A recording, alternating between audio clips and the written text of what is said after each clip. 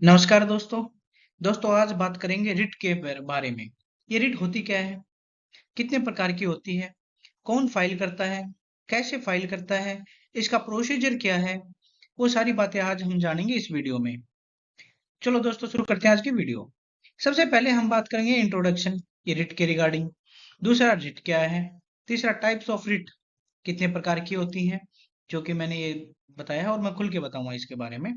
कौन फाइल करेगा, वो can file, where to file, कहाँ फाइल होगी, कैसे फाइल होगी, आज हम सारी बातें इस वीडियो में जानेंगे। तो दोस्तों, शुरू करते हैं आज की वीडियो। अगर आपको मेरी वीडियो पसंद आती है तो लाइक जरूर करें। अगर मेरे चैनल को सब्सक्राइब नहीं किया है तो सब्सक्राइब कर लें, ताकि ऐसी वीडियो, ऐसी जानकारी जो आपके काम आती है, वो मैं लेके आता हूँ और जो आपके जीवन में बहुत ही फायदेमंद है। दोस्तों, ये रीट होती क्या है। दोस्तों, जो हमारे जो अधिकार हैं, हमारे जो मौलिक अधिकार हैं, अगर उनका कहीं पे कोई वायलेशन होता है, यानी राइट टू इक्वलिटी का वायलेशन होता है, राइट टू फ्रीडम का वायलेशन होता है, राइट टू एक्सप्लोटेशन होता है, कहीं पे फ्रीडम ऑफ रिलीजन का वायलेशन होता है, कल्चर एंड एजुकेशन राइट्स का वायलेशन होता है, या हमारी कोई कॉन्स्टिट्यूशनल रेमेडी है उसका वायलेशन होता है, तब रिट पिटीशन का रोल सामने आता है। अब बात करते हैं ये कब फाइल की जाएगी, कौन से आर्टिकल में फाइल की जाएगी। दोस्तों, सुप्रीम कोर्ट के अकॉर्डिंग आर्टिकल 32 में जो रिट पिटीशन फाइल की जाएगी, ठीक है। और हाई कोर्ट में जो फाइल की जाएगी आर्टिकल 226 के अकॉर्डिंग ये फाइल की जाएगी। जो हमारे संविधान का आर्टिकल 32 और 226 है, उसके अकॉर्डिंग ये रिट पिटीशन फाइल की जाएंगी। पार्ट 3 में जो है मेंशन है, जब कभी फंडामेंटल राइट्स का वायलेशन होता है तब फाइल की जाएगी। समझ में आई ये बात है आपको। अब बात करते हैं रिट क्या है। दोस्तों, एक ये जो रिट है, एक ऐसी अथॉरिटी है जो एक कोर्ट जो है, कंपिटेंट कोर्ट जो है, एक फॉर्मल ऑर्डर इशू करता है, ठीक है, उसको कहते हैं हम रिट। ठीक है। A writ petition is an application, ये एक एप्लीकेशन है जिसमें कोर्ट से रिक्वेस्ट की जाती है कि हमारे इन अधिकारों का वायलेशन हुआ है, तभी कभी आप हमें वो प्रदान करें, रेमेडी प्रदान करें। तो सुप्रीम कोर्ट जो हाई कोर्ट जो है, वो हमारे इन राइट्स का, फंडामेंटल राइट्स का जो कस्टोडियन है, जो एक पिलर है, पिलर। तो इसके रिगार्डिंग सुप्रीम कोर्ट और हाई कोर्ट जो है इसमें इन्वॉल्व होते हैं। अब बात करते हैं, ये 5 तरह की रिट होती हैं दोस्तों। एक तो हैबियस कॉर्पस। हैबियस कॉर्पस होती है कि किसी की बॉडी को कन्फाइन कर लेना, ठीक है। मैंडेमस होती है, सर्टेररी होती है, प्रोहिबिशन होती है और क्यो वारंटर होती है। ये 5 रिट होती हैं, जिनका अब हम विस्तार से वर्णन करेंगे, ठीक है। लीजिए, आप बात करें हैबियस कॉर्पस के रिगार्डिंग। ये हैबियस कॉर्पस क्या होती है। You may have the body of, यानी आपकी किसी बॉडी, आपके किसी बंदे को या आपकी बॉडी को कोई कोई कन्फाइन कर लेता है, इलीगली डिटेन्ड, है ना। इलीगली डिटेन्ड होनी चाहिए, वो इलीगली डिटेन कर लेता है, तब जो है हम उस मैटर को ब्राउट बिफोर द कोर्ट, ठीक है, हम कोर्ट के सामने लेके आते हैं। किस चीज के लिए, examine the legality of his detention, क्या उसकी जो डिटेंशन है ना, वो लीगली है या इलीगल है। अगर लीगल है then it will be not applicable. अगर इलीगल, गैर कानूनी है, तो हैबियस कॉर्पस की जो रिट है, हैबियस कॉर्पस जो रिट है वो एप्लीकेबल होगी, ठीक है। अब ये किन सर्कमस्टेंसेज में फाइल होगी, कैन बी फाइल्ड, जो इसके पॉजिटिव जो है ना, वो उनके रिगार्डिंग बात करते हैं। यदि किसी बंदे को 24 घंटे के अंदर अंदर पुलिस अरेस्ट कर लेती है और उसको पेश नहीं करती, यानी उसका जो टाइम ट्रेवलिंग का है ना वो घटा के, मान के चलो उसको आज गिरफ्तार कर लिया और कल उसको 25 घंटे हो गए, 1 घंटा उसका ट्रैवलिंग को लग गया, तो 24 घंटे के अंदर अंदर उसको पेश किया गया। ट्रैवलिंग का जो टाइम लगे ना वो माइनस कर दिया जाएगा, बाकी के जो 24 घंटे हैं ना वो एप्लीकेबल होंगे, ठीक है।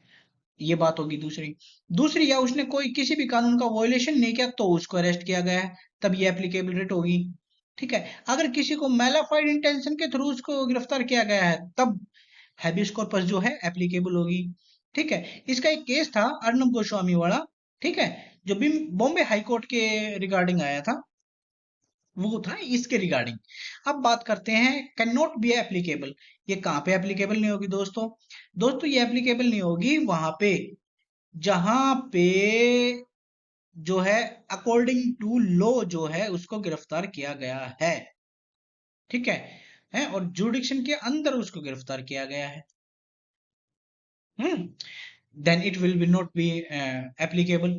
अब इसका एक केस था सुनील बत्रा वर्सेस दिल्ली एडमिनिस्ट्रेशन का। इसमें क्या था दोस्तों, उसको एक इन ह्यूमन ट्रीटमेंट जो है जेल अथॉरिटीज दे रही थी। ठीक है, court has the power and responsible to protect the prisoners against the crude behaviour. अब इसमें क्या था, जो कोर्ट है ऑनरेबल कोर्ट, उसकी जिम्मेवारी बन गई और उन्होंने उन प्रिजनर्स को उनके अधिकारों का संरक्षण करते हुए इंटरफेयर किया है। उनको एक ह्यूमनिज्म प्रिजन थी, उसके अकॉर्डिंग उनको फैसिलिटी दी गई। ठीक है, तो ये तो थी दोस्तों हैबियस कॉर्पस। नॉर्मल भाषा में आपको समझ में यदि किसी व्यक्ति को किडनैप कर लिया जाता है, एब्डक्ट कर लिया जाता है, तो हैबियस कॉर्पस जो रिट है वो एप्लीकेबल होती है। अब करते हैं मैंडेमस। मैंडेमस क्या होती है, इसके बारे में हम बात करते हैं। मैंडेमस जो है वी कमांड, यानी हम आदेश देते हैं। मैंडेमस का मतलब होता है वी कमांड, हम आदेश देते हैं। It is generally a command which is issued by court to a public servant. जो किसको दी जाती है दोस्तों, ये कोर्ट के द्वारा दी जाती है, हाई कोर्ट और सुप्रीम कोर्ट के द्वारा। किसको, पब्लिक सर्वेंट को, पब्लिक सर्वेंट को दी जाती है। क्यों, asking him to perform his duty, के भाई तू अपनी ड्यूटी परफॉर्म कर। ठीक है, अगर वो ये करने में फेल हो जाता है, तब हैबियस मैंडेमस जो रिट है उसका एप्लीकेबल होता है। An inferior court or a government body for the same reason they fail to perform their official duty। ये जो है इंफीरियर कोर्ट को भी दे सकती है और गवर्नमेंट बॉडीज, जो गवर्नमेंट की बॉडी है उनको भी दे सकती है, यदि वो अपनी ड्यूटी करने में असमर्थ होते हैं तो। There are certain circumstances writ mandamus can not be filed. अभी कब फाइल नहीं की जाएगी, ये तो थी कैन बी फाइल्ड, और ये जो अब मैं आपको बताऊंगा ये है कैन नॉट बी फाइल्ड, कब फाइल नहीं की जाएगी। यदि can not be issued against A president of India, ये एक तो हमारे जो राष्ट्रपति हैं, माननीय महामहिम राष्ट्रपति, उनके खिलाफ नहीं होगी। गवर्नर ऑफ स्टेट के खिलाफ नहीं होगी इशू। ठीक है, और ये जो एक इसमें जो perform official duty to answer, यदि do not have to answer any, यदि कोई बंदा ऑफिशियल ड्यूटी करने के लिए बाध्य नहीं है तो एप्लीकेबल नहीं होगी। The writ of mandamus can not be issued against the जजेस of high court, high court के जजेस के खिलाफ नहीं होगी, सुप्रीम कोर्ट के जजेस के खिलाफ नहीं होगी। ठीक है, तो ये जो है, और ये can not be issued against A private individual और प्राइवेट ऑर्गेनाइजेशन के खिलाफ नहीं होगी। ठीक है, ये है मैंडेमस। ये आपको समझ में आई। ये मैंडेमस का मतलब होता है वी कमांड, हम आदेश देते हैं। किसको आदेश देते हैं, पब्लिक सर्वेंट को आदेश देते हैं कि भाई अपनी ड्यूटी अच्छी तरह से परफॉर्म कर। ये होती है मैंडेमस। अब बात करते हैं तीसरी रीट के बारे में, सर्टियोरारी। सर्टियोरारी रीट कौन सी होती है, इसका मतलब कहते हैं सर्टिफाइड और टू बी इन्फॉर्म्ड, यानी आपको इन्फॉर्म किया जाता है। It is generally issued by higher court to a lower court. ये जैसे हाई कोर्ट और सुप्रीम कोर्ट जो है नीचे डिस्ट्रिक्ट कोर्ट को देते हैं। ठीक है, ये certiorari to transfer the pending cases to a higher authority. ठीक है, यानी जो केसेस पेंडिंग है ना उनको ट्रांसफर करने के रिगार्डिंग स्क्वैश द जजमेंट पास, जल्दी से जजमेंट पास करने के लिए।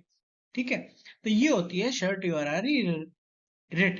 एक केस था इसका, हरि विष्णु अहमद इसहाक 1995 का। इसमें कहा गया था यदि किसी ऑर्डर में, डिसीजन में एरर है, ठीक है, तो इसमें जो है अमेंड करने के लिए रिट सर्टियोरारी मैनिफेस्टो प्रोसीडिंग, इसमें ये रिट पिटीशन जो है ऊपर वाले कोर्ट जो है नीचे वाले कोर्ट को दे सकते हैं।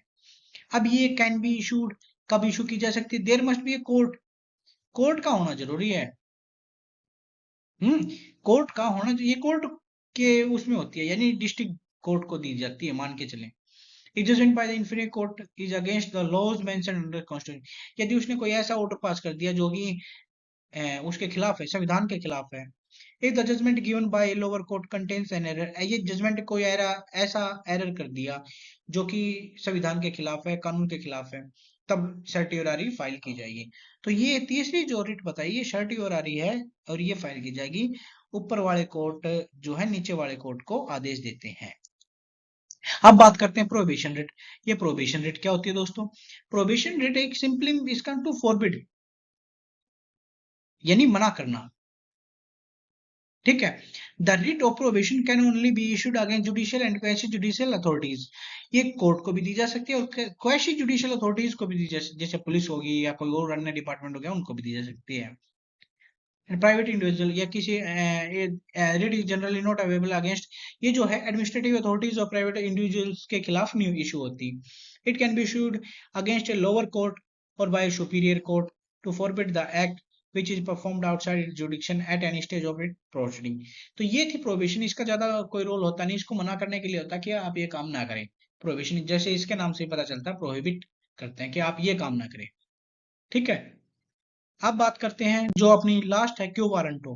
क्यो वारंटो का मतलब होता है बाय व्हाट अथॉरिटी और बाय व्हाट वारंट, यानी आपके पास क्या अथॉरिटी है आप ये काम करने की।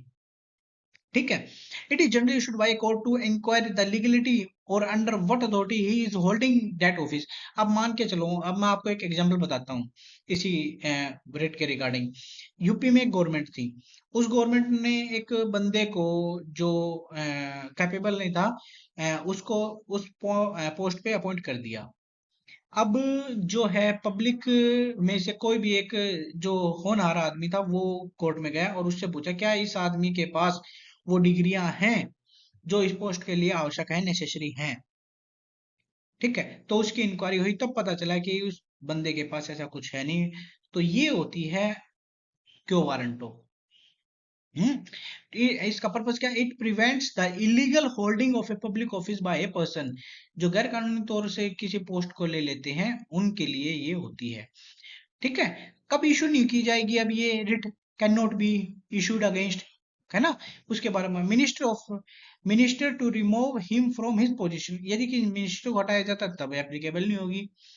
है, अगर ये किसी चीफ मिनिस्टर को हटाया जाता है तो एप्लीकेबल नहीं होगी।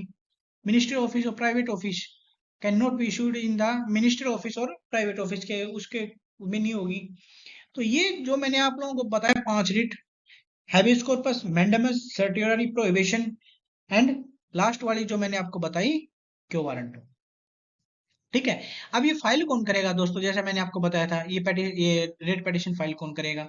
सबसे पहले जो रिट पिटीशन जो फाइल करेगा वो बंदा, बात करते हैं हैबियस कॉर्पस में, वो बंदा उस रिट पिटीशन को फाइल करेगा जो जिसकी बॉडी को कन्फाइन किया गया है, उसके फ्रेंड्स, उसके रिलेटिव, उसके लीगल हेयर्स, वो उसमें फाइल करेंगे। और बाकी की जो बाकी 4 रिट्स हैं उनमें जो है कोई भी फाइल कर सकता है।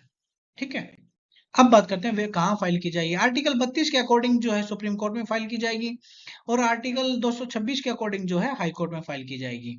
ठीक है, और इनका पर्पस क्या है, फंडामेंटल राइट्स आर इन्फ्रिंज्ड, जहां पे फंडामेंटल राइट्स का इन्फ्रिंज्ड हुआ है, वायलेशन हुआ है, वहां पे रिट पिटीशन फाइल की जाएंगी। ठीक है, अब इसमें एक चीज बताया कितने टाइम के अंदर फाइल की जाएंगी, उसमें एक हमारा केस था राजमाता विजयी राजे सिंधिया, स्टेट ऑफ उत्तर प्रदेश 1986 का। इसमें बात है कोई स्पेसिफिक टाइम नहीं है इसका फाइल करने का कि कब फाइल की जाए इंडिया में। ठीक है, बट इज एक्सपेक्टेड दैट, ये मतलब ये आशा की जाती है कि it should be filed without any delay, ये बिना किसी डिले के फाइल की जानी चाहिए। In case there is a delay, यदि वो कोई डिले हुआ है तो उसका जस्टिफिकेशन उसमें मेंशन होना चाहिए। तो ये जो था ना, otherwise petition will be dismissed. How, कैसे फाइल की जाएगी, इसमें कोई स्पेशल प्रोसीजर नहीं है फाइल करने का। सबसे पहले एग्रीड पार्टी जो है ना, जो भी एग्रीड पार्टी है, ठीक है, वो अपने नेसेसरी डॉक्यूमेंट्स फाइल करेगा। एक तो आइडेंटिटी प्रूफ, एक रेजिडेंशियल प्रूफ, फोटोग्राफ्स। ठीक है, ड्राफ्टिंग एक एप्लीकेशन टाइप की फाइल करेंगे। ठीक है, और with the help of lawyer, यूं नहीं कोई भी फाइल करता है, विद ये फाइल की जाएगी with the help of lawyer. तो अब इसमें बात आ गई सेंड टू कोर्ट ड्राफ्ट, और जो कोर्ट में इसको ड्राफ्ट को वहां भेजा जाएगा, यानी उस एप्लीकेशन को। फाइनली हेयरिंग, दोनों पार्टियों को नोटिस किया जाएगा। ठीक है ना, तुरंत, एज सुन एज पॉसिबल। ठीक है, और उसमें जो है अगर रिलीफ बनता है तो रिलीफ दिया जाएगा। तो दोस्तों ये जो मैंने आप लोगों को 5 रिट बताई, ये किसी भी व्यक्ति के जीवन में बहुत ही इंपॉर्टेंट होती हैं। जो नए नए वकील बनते हैं, जिसे एनरोल्ड होगा, एडवोकेट बन गए, तो मेरा मानना है उनको रिट पिटीशन फाइल करना आना चाहिए। और जो पब्लिक के जो मुद्दे हैं, ठीक है, उनमें रिट पिटीशन फाइल अवश्य करनी चाहिए, ताकि समाज ने उनको इतना अच्छा काबिल बनाया है, तो समाज में जितनी फैली कुरीतियां हैं, जितनी प्रॉब्लम्स हैं, ठीक है, उनको सॉर्ट आउट करने के लिए रिट पिटीशन फाइल करनी बहुत ही आवश्यक है। तो दोस्तों ऐसी ही वीडियो देखने के लिए मेरे चैनल को प्लीज सब्सक्राइब करें। अगर वीडियो पसंद आई है तो लाइक करें, अगर पसंद नहीं आई है तो डिसलाइक जरूर करें, और कमेंट बॉक्स में बताएं कि क्या क्या कमी इस मेरे वीडियो में रही है, ताकि मैं आने वाली वीडियो में उन कमियों का सुधार कर सकूं। मिलते हैं नेक्स्ट वीडियो में। जय हिंद, जय भारत।